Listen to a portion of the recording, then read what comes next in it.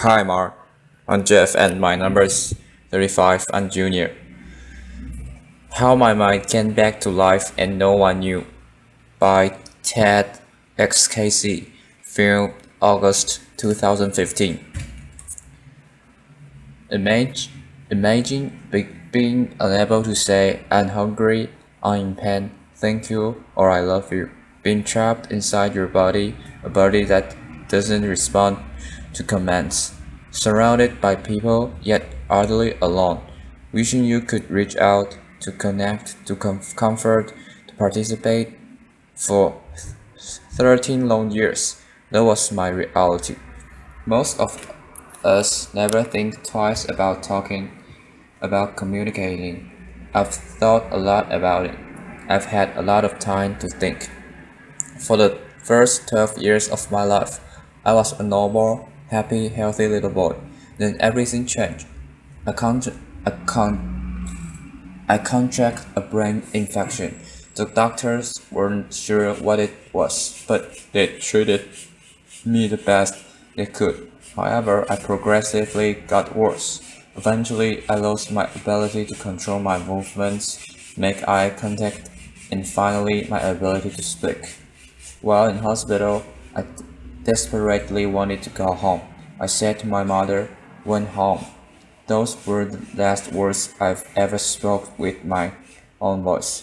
I would eventually fall a very test for mental awareness.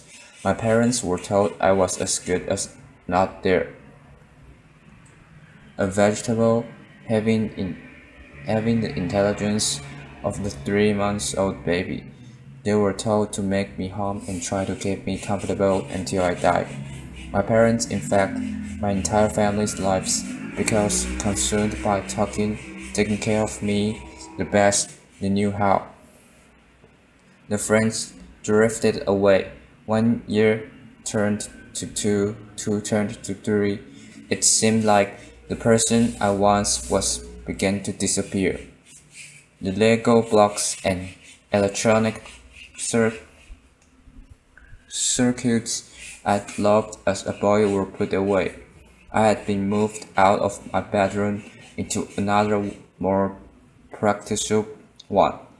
I had become a ghost, a faded memory of a boy people once knew and loved.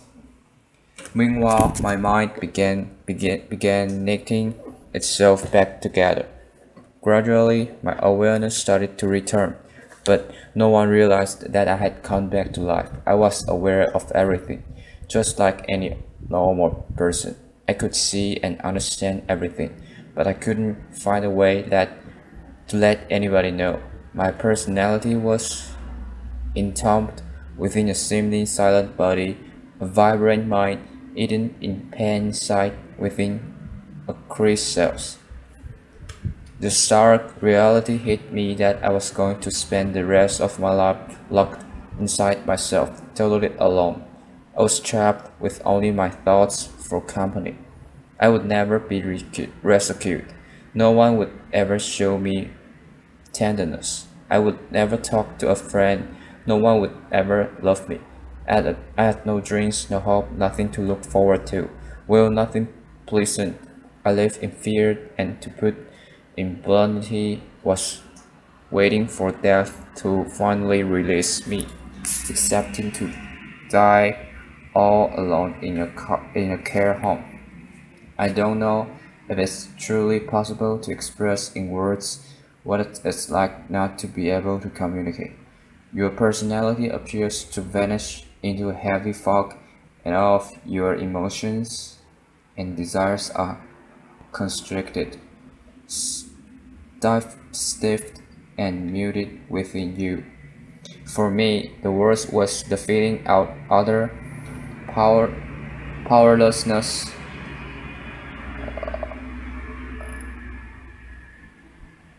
powerlessness. I simply existed. It's a very dark place to find yourself because, in a sense, you have vanished. Other people controlled every aspect of my life. They decide what I ate when, whether I was laid on my side or strapped into my wheelchair. I often spent my days positioned in front of TV watching Barney reruns. I think because Barney is so happy and jolly, and I absolutely wasn't, it made it so much worse.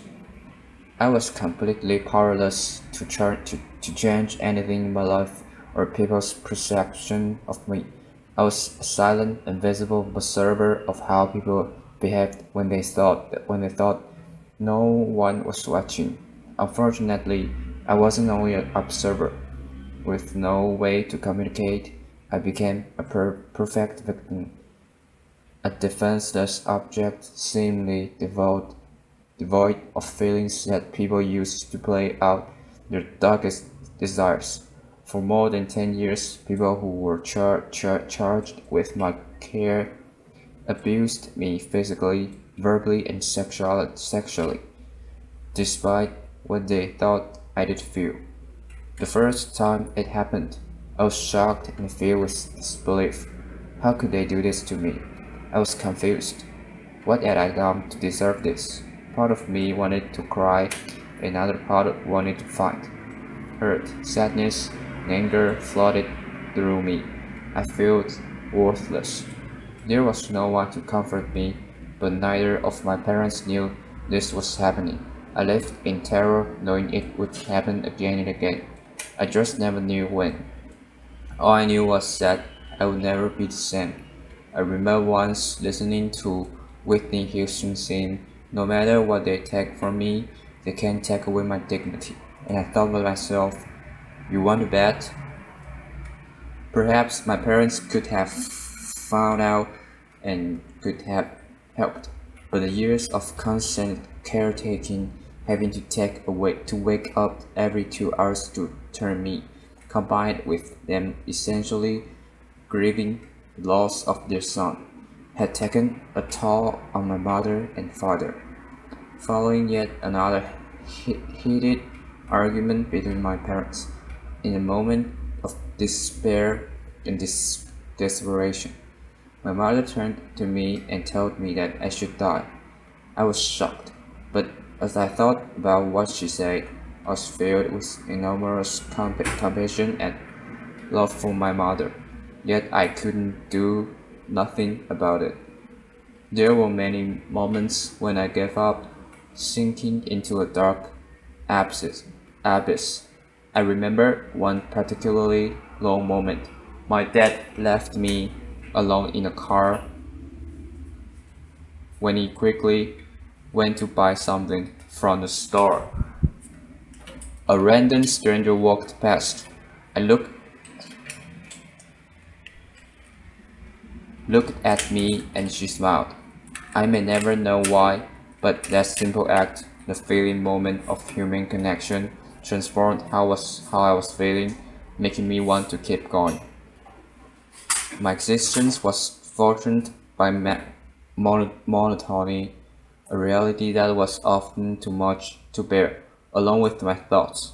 I constructed intricate fantasies about ants running across the floor. I taught myself to tell the time by noticing where the shadows were. As I learned how the shadows moved as the hours of the day passed, I understood how long it would be before I was picked up and taken home. Seeing my father walk through the door to collect me was the best moment of the day. My mind became a tool that I could use to either cause Sean to retreat from my reality or enlarge into a gigantic space that I could fill with fantasies. I hoped that my reality would change and someone would see that I had come back to life, but I had since washed away like a sand castle built too close to the waves. In my place was the person people expected me to be. To some, I was marking a vacant shell, the vegetable deserving of harsh words, dismissal, and even abuse. To others, I was the tragically brain-damaged boy who had grown to become a man, someone they were kind and to take care of me. Good or bad, I was a blank canvas onto which different versions of myself were projected. It took some it took someone new to see me in a different way. A aroma aromatherapist began coming to the care home about once a week, whether through intuition or her attention to details that others failed to notice. She became convinced that I could understand what was being said. She urged my parents to have me tested by experts in augmentative and alternative communication. And within a year, I was beginning to use a computer program to communicate. It was exhilarating, but frustrating at times. I had so many words in my mind that I couldn't wait to be able to share them. Sometimes I would say things to myself simply because I could. In myself, I had ready audience, and I believed that by expressing my thoughts and wishes, others would listen too. But as I began to communicate more, I realized that it was in fact only just the beginning of creating a new voice of myself. I was thrust into a world I didn't quite know how to function in. I stopped going to the care home and managed to get my first job making photocopies. As simple as this may sound, it was amazing. My new world was really exciting, but often quite overwhelming and frightening. I was like a man child, and as liberating as it often was, I struggled. I also learned that many of those who had known me for a long time find it impossible to abandon the idea of Martin they had in their heads, while those I had only just met struggled to look past the image of a silent man in a wheelchair. I realized some people would only listen to me if what I said was in line with what they expected. Otherwise, it was disregarded and they did what they felt was best. I discovered that true communication is about more than merely physically conveying a message. It is about getting the message heard and respected. Still, things were going well. My body was slowly getting stronger. I had a job in computing that I loved, and had even got Kojak, the dog I had been dreaming about for years. However, I longed to share my life with someone. I remember staring out the window as my dad drove me home from work, thinking I have so much love inside of me and nobody to give it to, just as I had resigned myself to being single for the rest of my life. I met Joanne. Not only is she the best thing that has ever happened to me, but Joanne helped me to challenge my own misconceptions about myself. Joanne said it was through my words that she fell in love with me. However, after all I had been through, I still couldn't shake the belief that nobody could truly see beyond my disability and accept me for who I am. I also really struggled to comprehend that I was a man. The first time someone referred to me as a man, it stopped me in tracks. I felt like looking around and asking, who me? That all changed with Joanne. We have an amazing connection. I learned how important it is to communicate openly and honestly. I felt safe, and it gave me the confidence to truly say what I thought. I started to feel whole again, a man worthy of love. I began to reshape my destiny. I spoke up a little more at work. I asserted my need for independence to the people around me. being given a means of communication changed everything. I used the power of words and will to change the perceptions of those around me and those I had of myself. Communications is what makes us a human, enabling us to connect on the deepest level with those around us, telling our own stories, expressing one's needs and desires, or hearing those of others by really listening. All this is how the world knows who you are. So, are we without it?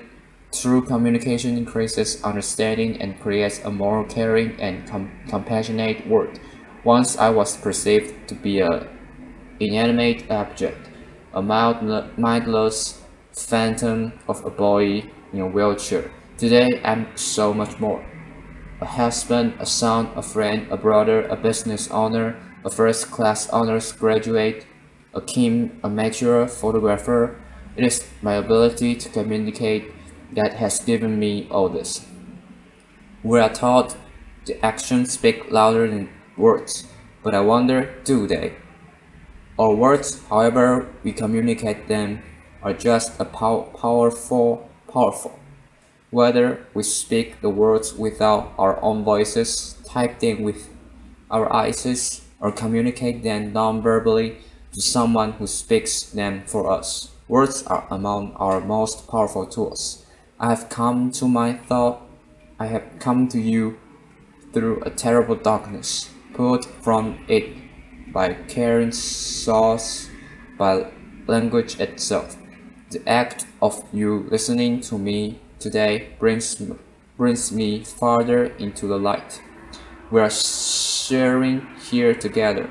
If there is one most difficult obstacle to my way to communicating, it is that sometimes I want to shout and other times simply to whisper a word of love or gratitude. It all sounds the same, but if you will, please imagine these next two words as warmly as you can. Thank you. Applause. Okay, thank you, Mark. Bye bye.